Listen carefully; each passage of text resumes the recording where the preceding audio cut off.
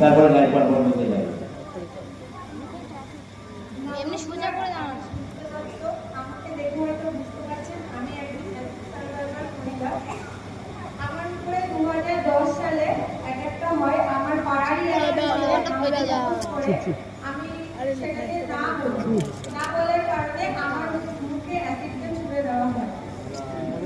তারপর থেকে শুরু হয় আমার জীবনের আসল পড়া। আমার 25টা সার্জারি হয়, প্রায় 5 থেকে 6 বছর আমার ট্রিটমেন্ট চলে। ট্রিটমেন্ট আমার শরীরের উপর দিয়ে তখন চলছিল, কিন্তু এই ট্রিটমেন্টটা যখন শেষ হয় তখন আমার মনের উপর দিয়ে চলে, কারণ আমি যখন সমাজের বাইরে বের